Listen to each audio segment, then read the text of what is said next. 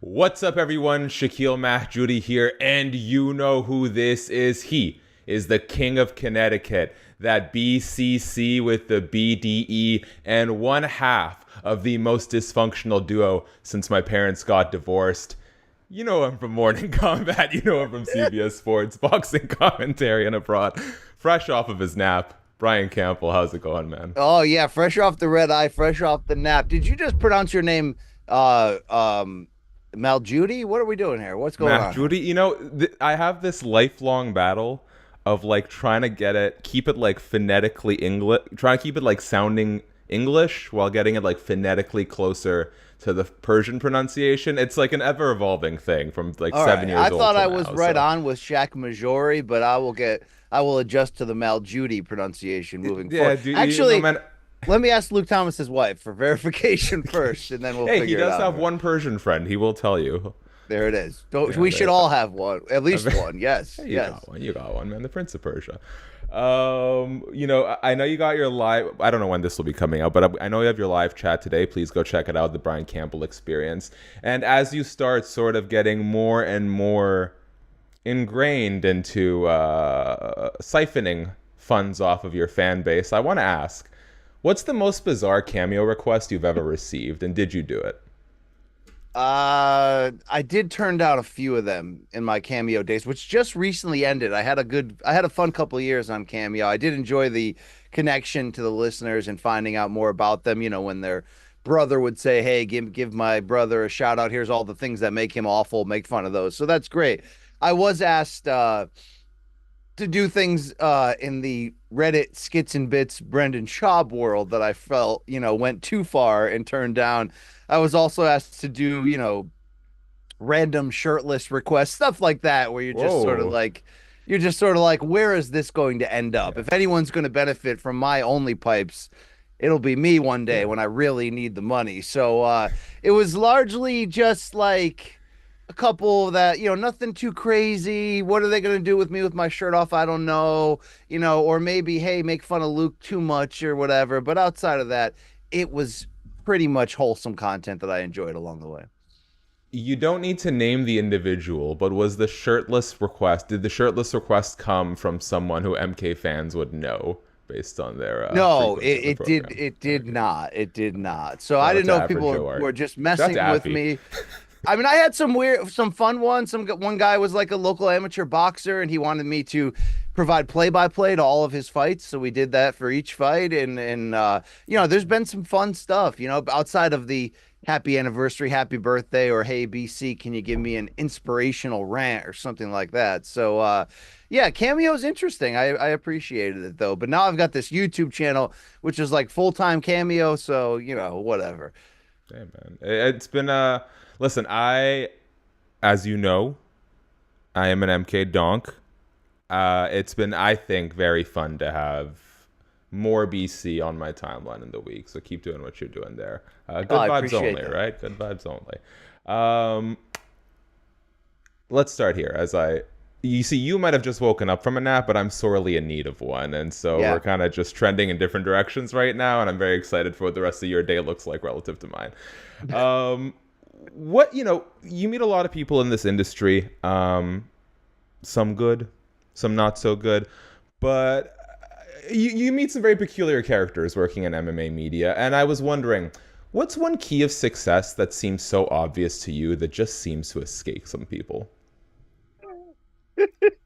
I would say I don't know if I'm old school, but there's sort of like we can a rising tide can raise all boats. We can Mm. all sort of help each other. I'm always blown away that some people are just cutthroat to begin with and will essentially look to step on anyone around them at any point at any time for the slightest little increase or to get ahead where it's rare to find really great people in this space, but you know what? You can in MMA media. And I feel like it's one of the things when we did Morning Combat Thanksgiving edition, like, hey, what are you thankful for? Mm.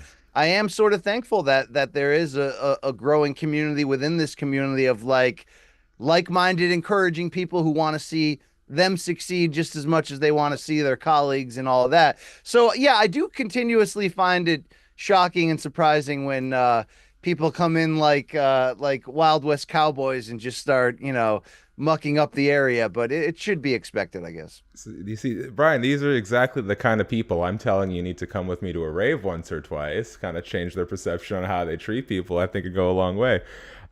It's funny you mentioned that. I remember very distinctly covering my first UFC pay-per-view on the ground, which was whichever Stipe Cormier fight was at the Honda Center in Anaheim, maybe the second one. I remember hearing a lot of stories about how sort of selfish and kind of cutthroat the industry was for the people that came before me, kind of like, the sort of Ariel, Luke, yourself, like that sort of generation of MMA media. I know you were doing, as you were the editor for ESPN, and you were, very deep into boxing as well. But it hasn't been my experience. Like, for the most part, everyone who's kind of come up slightly before me, slightly after me, the Oscar Willis's, the Submission Radios, like, great supportive people. So it seems like the culture's shifting in that direction. I'm happy to see it. Maybe as the business is in survival mode at times, so maybe it needs to, Shaq. So we'll see what happens when we're booming again. Okay, deal. It gets easy when you do this week in and week out to start to complain about some of the things in the industry that you don't like, whether it's the product, the fan base. I think I'm starting to do it right now, so I'm keep this on good vibe only. How does Brian Campbell keep his passion and spirit for combat sports alive in the long haul when these weeks get a little inundating? Like, what do you kind of go back to? Yeah, it's a great question, and certainly something that, me starting in boxing journalism and boxing fandom alongside my MMA fandom, but really for a long time, boxing being dominant, went through a stretch. I started covering the sport on the highest level in 2010. So I really went through almost what I used to call the every other year thing, where boxing could be like spectacular for one year and be absolutely ridiculous for the next, with none of the fights you want getting made and so many bad things happening, drug suspensions, corruption, all of that. It's something that I had to sort of deal with regularly. And I think it really just comes down to, like, why are you in this? If you're in this game because you just love fights, you just love, either if you're more like Luke Thomas and you just love breaking down the actual fight like it's a science or math experiment, or maybe you're more like me, and maybe like yourself too, Shaq, who's got that pro wrestling background and loves the pageantry, loves the build-up, loves the hype, the trash talk, loves all of that goes with that right there. Yeah, look, it's still real to you, damn it, right now. I always go back into focus on, like, especially in boxing, but really at this point in combat sports in general, there are two kinds of hardcore fans: extreme, over the top, all the time optimists, which I throw myself in there because it's sort of a defense mechanism to stay through the ups and downs of time. And the other side, which is just complete on cynic, which you see at the same time. To me, I always lean on, at the end of the day, that what I love about this game is the build to a fight, the anticipation, like, the back and forth trash talk, like I mentioned, the pushing at the weigh-ins, the whole idea, like, that these moments build up to something that on fight night would combust and would explode. I always go back to that when a fight's announced, there's some fights that even today, when I'm 46 years old, this deep into my career, I just start shadow boxing out of excitement. Oh, you're telling me we're going to get, Boots Ennis against Virgil Ortiz Jr. on February 22nd in Riyadh. Like, let's go. That's what I'm talking about. So it always helps me at the end of the day, that a realization and understanding that if I got laid off tomorrow, if my career went to I got canceled, whatever you want to say, would I still be giving the same amount of time to watching these fights, getting excited about them, texting friends, making predictions, all that stuff?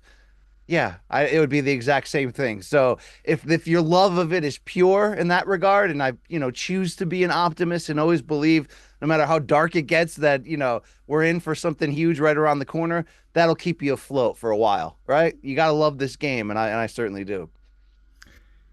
Anytime I see you, whether it's in person at IFW in whatever the hell outfit you were wearing on Room Service Diaries, or the jet black hair, or the Bob Marley hat, you instantly transport me back to a very stressful time in my adolescence of trying to discover myself with my clothing choices. Brian, Where does the confidence come from to make some of these bold fashion statements that you do on such a public forum? It's really more ignorance than confidence because I have a long history of doing really stupid things, like showing up to Thanksgiving and having my cousins go, "Why is the hair over your ears all like randomly shaved backwards like this?" And I'm like, "Oh, I wanted to fix my sideburns and I screwed up, so I just decided to shave the whole thing." And they're like, "Yeah, that doesn't work. You can't pass in society with half your hair hacked like that." It's maybe the same thing, I lean into my own setbacks and weaknesses and try to have as much fun, ripping myself as others might. So when I show up to a Morning Combat live show with jet black dyed hair, looking like am impersonating Elvis in the '68 comeback special, all I can do is laugh when I look in the mirror at how ridiculous I look at that moment. So yeah, I guess I just have the perfect combination of not taking myself too seriously. I do like flashy, shiny things that can be bought easily and sold, products that have new wrapping or new colors on it. I like certain clothes that just jump off of a rack and I say, you know what? That'd be kind of weird to wear that. I bet you'd look cool. It typically doesn't look cool. I guess I'm just willing to give it a try. That's what creates these stupidly fun moments, even to this point in my career, where my wife tries to regularly tell me, "Look, your skin tone, who you are, you really can wear black, dark gray, and dark blue, and that's it. So stop trying to mix other things. Stop trying to buy light suits. Stop trying to buy overly snazzy shirts that jump out." But I still end up doing it. Maybe it's just I like to live on the edge a little bit. I like things a little bit weird, a little bit off center from normal, and sometimes it works. Yeah, hey man, life is Most of colorful. the Don't time, Shaq. most of Most the of the time. time, it doesn't. It really Hey, doesn't. I'll give you that. well, you know what? Sorry to make you sound old here. My father-in-law has a great collection of colorful button shirts, so maybe I'll start looking for some inspiration and sending it your way. Um, you and Luke have kind of alluded to a bit of a rough mental health spell for you lately. I'm not going to ask you to go into that. However, I do think there's a good opportunity in there, which is when you are kind of going through a down period like this, how do you work through it? How do you make sure that everything else doesn't fall off the wagon while you're kind of trying to get yourself back to where you were? Yeah, that's a good question, Shaq. I appreciate you asking that because as much as I feel like I've gotten control of my mental health really, the last 4, 5, 6 years and really taken it more serious than ever before because you can see what you risk losing if you don't, right? Mm-hmm. You can see when you go through a rough patch, and you can see how it affects your family. You can see, where am I heading if I don't take care of this? With that said, anxiety and depression to me is like a sort of random lump of coal that you can find each Mm. week to week in your stocking, and you're just sort of like, I don't know how I got here, but I'm in it. And I think in those moments, what I try to do personally, whether the stress is coming to me from job related stuff or the wanting to be deeper and more in this great business, or whether it's a confluence of events and even seasonal depression as we head into cold weather each year, I'm being more aware and understanding that this does affect me. Look, sometimes it's just crippling. Sometimes I'll show up to fight week to work on an event and it's what I want to do in my life, but I've got this giant Mm. mountain to clear to get to it, right? Mentally to try to get myself up for it. I try to focus on simplifying. I try to say, okay, what are the two most important things for me that cannot be touched right now? And usually it's one, the job, but one is always related back to two, which is taking care of my family. So Mm-hmm. first and foremost, I want my kids to always know, despite I'm going through stuff or whatever, I'm still there for them. I'm still putting my energy there. And I put my energy into my work because for me as a family man, that takes care of my family. So I always make sure, first and foremost, that there's a lot of things in our life, there's a lot of noise that we allow in when it's needed, when it's playoff time and you're in one, so to speak. And it happens, like I said, randomly, out of nowhere sometimes. You're in one. I try to just simplify, focus on making sure I'm there for my job and my family, distract turning down the distractions, sometimes removing apps from my phone, whatever would drive me to an unnecessary high level of anxiety, push through, and really just focusing on the tips, the tropes, the strategies that we learn through therapy, through whatever, Mm-hmm. through our connection to God in religion or whatever. Like we all have sort of these understandings of what we should do in those times. I think when I follow those and when I take it as seriously as I should, you can get through those storms, and you never know the length. And sometimes it just miraculously you come to a new level of understanding and you go, oh, I shouldn't have fallen that hard. I did, but now at least I'm equipped next time to deal with it better. That's what I always look at it. I'm not afraid to take an L. I'm not afraid to have to shut down for a day or two, but I want to learn from each situation. I want to identify the trigger point of what got me out of my rhythm, what got me into a vulnerable place. And I want to obviously be in a better spot the next time that storm comes to deal with it. Because, look, some of it I don't really understand. I don't know if we all really understand mental health and the challenges we face and really how much more it is today than it even was 10, 15, 20, 30 years ago. And maybe it's, the smartphones we're on and how much social media has, gripped us. But look, for our job, Shaq, that we got to be on, we got to be in that, Bro. you know what I'm saying? So I'm just always trying to juggle and figure out, but I want to make sure that what needs to be rock solid in my life stays rock solid during those storms. Sometimes, you just stop getting back to people for a few weeks because you got to bite down and get through it. And but there's always, like I said, there's always that silver lining or that light around the corner if you bite down and get through it. And you got to have a support system too. You know what I mean? My wife knows when it's those tough times and she adjusts and helps me through. I mean, you got to have that in your life, whether it's a therapist, a family member, a great friend, what have you. And I just try to stick to that and always remember that this storm too shall pass, right? I always remind myself that spring follows winter inevitably every single year. So as hard as it gets, if you're going through hell, keep going. You'll get out of it. But to try to sit here and understand it all, it's hard. I don't know why things sometimes trigger me in ways they do, but you know, keeping track of my mental health is one of the most important full-time jobs I have in a lot of ways. And it's to protect and serve my family. And I take that seriously. Well, I appreciate you sharing, Brian. I hope we're kind of, clearing that hill. And I'm glad to hear, whether it's mental health or your clothing choices, never afraid to take an LBC. The phone thing is real, by the way. Like I was struggling to enjoy playing a video game, which I was so looking forward to having like 2 hours last night to just game. And like at every cutscene, my arm is like reaching for the freaking thing. So I had to go put in the other room just to get away from it. It's tough, man. Yeah, gotta know when to clock out sometimes. Fortunately, it's American Thanksgiving, so while I was expecting to work all week, you guys clearly are not, and so I'm really looking forward to just doing very little.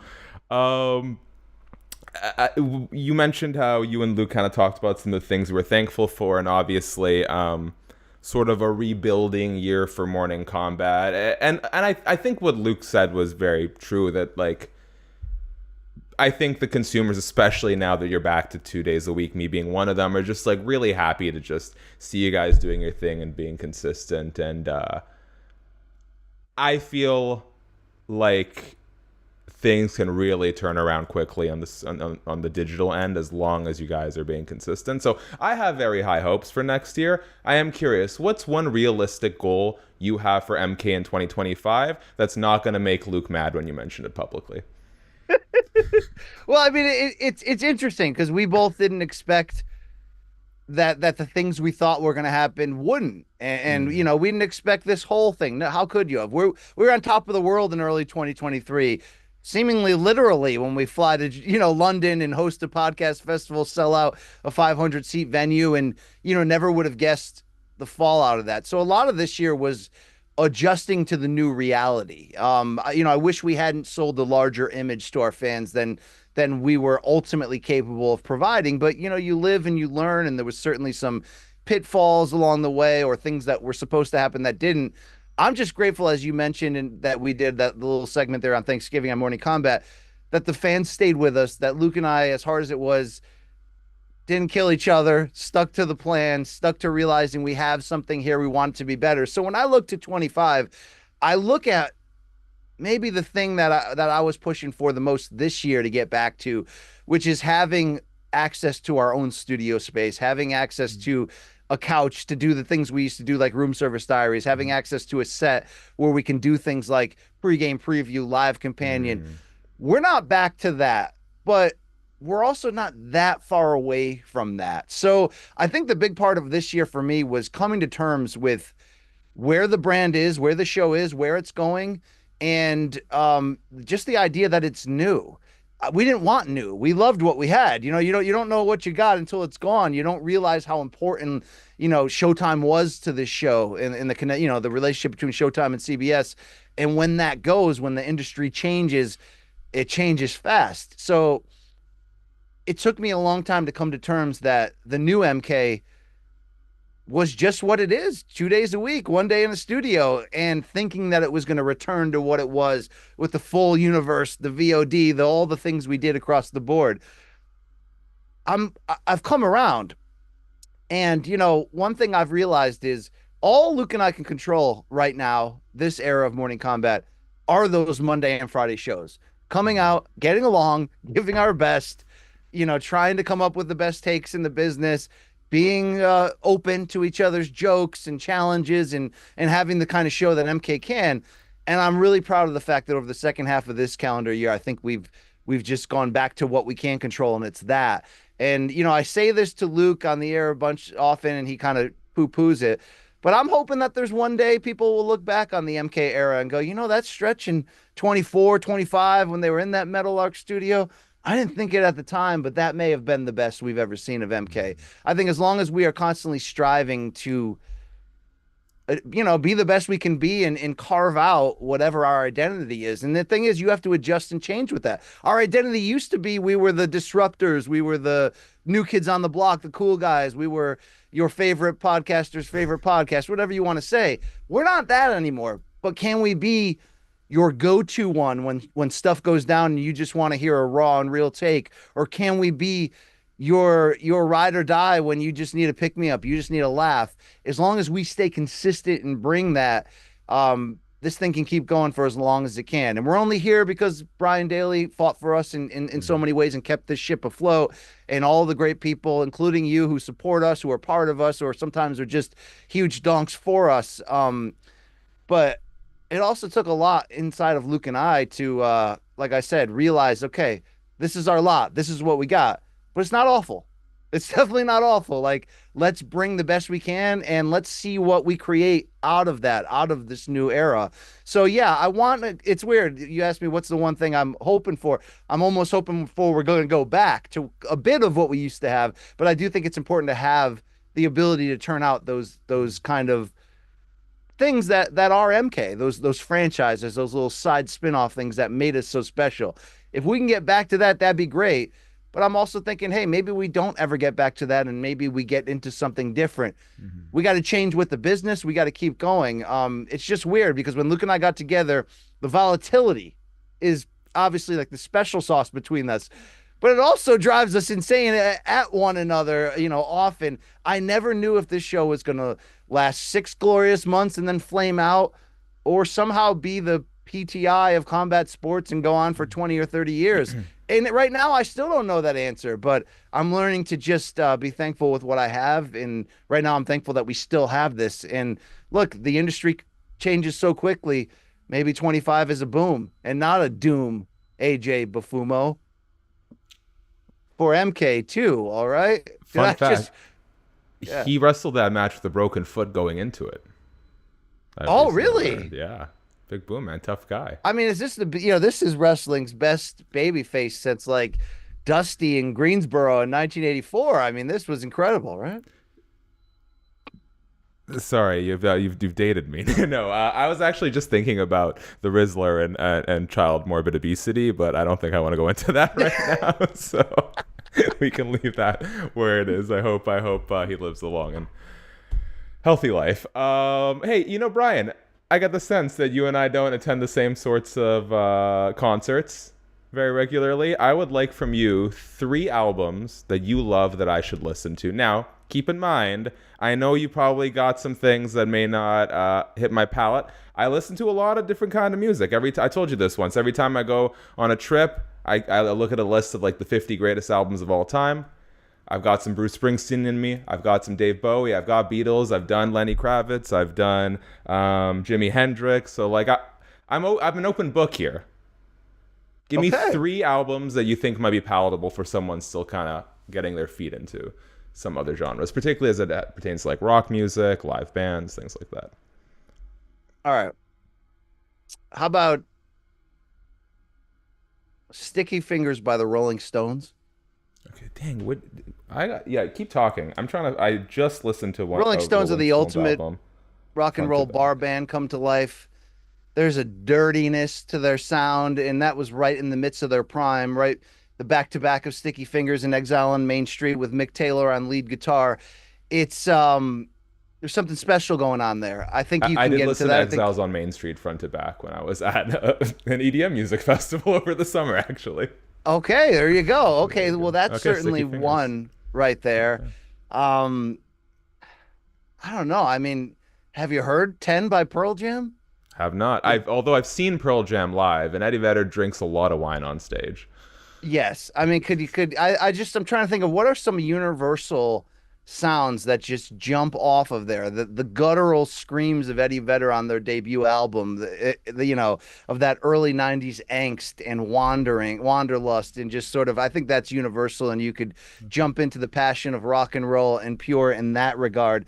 How psychedelic do you get, Shaq? Can you commit yourself to Radiohead? Can you get into the art rock genre? Could you put on OK Computer by Radiohead, not just once, Shaq, but at least 40 times and really unlock what the hell's going on? It wouldn't It's be funny you say accessible. that. I have listened to OK Computer front and back, and my takeaway was I think I should probably try this again because I don't yet understand what everyone is talking about. That's what I said, 30 listens into that album, but I stuck with it and eventually decoded what was going on and Okay, and found it. So yeah, no, that's cool. I do think that's cool that you would entertain a question or a topic like this. And as we always say, great tunes is great tunes. You know what I mean? Regardless of the genre.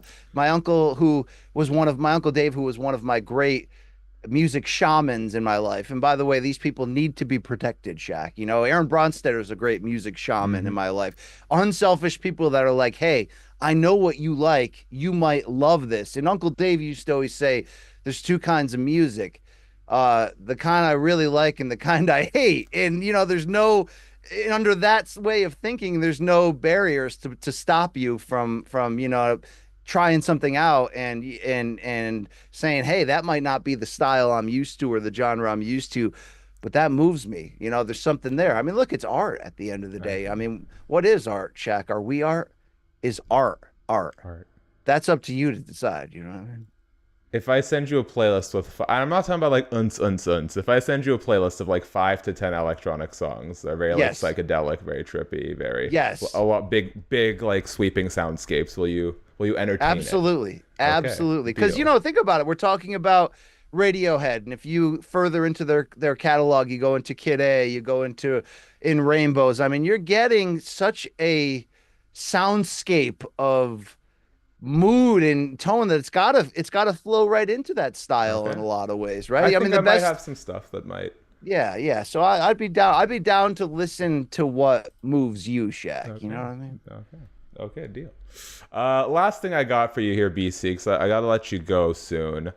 Bro, we work with some absolute dirtbags in this industry called MMA media. I have named. I have a. We did a blind ranking thing before. I have a list of 5 of my favorite dirtbags in MMA media. I want you to blindly rank who you would most like to party with. So as a Ooh. refresher, you don't know the next name that's gonna come. So you're gonna have to, place How number many? one to Five? five. Yeah, there's 5. So it'll be the All first right. name. You got to So drop them 1 to 5, and you can't move the name once it's there. number one is the person No, I'd no, most like yeah, to party with. yes, Number yes, five is the least. Okay, let's do yes. it. All right. We will start. Hey, I don't know if we'll be partying much anymore. Congratulations to Mike Bone and his legendary escapades. What are Yes. you gonna do with Mr. Mike Bone? He gets handsy on planes, I hear. I'm joking. Congratulations on Mike Bone for getting engaged. Mike Bone is a funny dude in person. I've never like partied with him, but I gotta kind of stay middle of the road, not knowing which direction we're going. Let's put Mike Bone at 3. All right. Now, the plus side is if you get into any trouble, this guy might be able to help you out of it. Where are we putting Jed Meshew? The most overqualified man in MMA media. Yes, Jed. I get Jed. right? He got, you know what I mean? Like, I think he gets me. I'm gonna go 2 right here. Well, I've never hung out with him outside of a Zoom stream on camera, but I could imagine that Spider-Man meme when two dirtbags, sense each Hmm. other, they can understand what's coming next. Let me go with number 2 with that guy. Despite what he says about his college days, I don't think this will be a long night out. Luke Thomas, what are we doing with the guy? I was there for the margarita incident, so. It's hard because Luke is a lot in person, but he's also a hilarious and good-natured person. It's like when Luke pisses you off, it's the hardest thing to field because he doesn't realize he did it because he's Luke. He's in his own Luke world, right? But he does make me laugh off camera 24/7. Maybe that's the key part to keeping our chemistry alive. But he does get loose in turn 4, like Dale Sr. at Daytona. All right. So I'm going to go 4 with Luke right now. Okay. Okay. Because there's got to be someone worse on this list. Luke is fun as heck, but the frat boy and the Marine Sergeant comes out in Luke quickly after a few tonics. All right. So remind me, you put Jed at number 2. 2. Okay, so we got 1 and 5 open, 2 left. Dennis from Submission Radio. What are we doing with our Aussie? I like that guy a lot. Yeah, I he's a really good name. do. I really do. But it's like, am I going to gamble here that you've got something big here? I mean, if I made him the 5th, would I be insulting him? I don't think so. Because these are all good people on this list. It's not like I've got, it's not like you hit me with like, hey, where are you going to put Nina Drama, BC? And I'm like, I'm not going to put her anywhere. Okay. You know what I'm saying?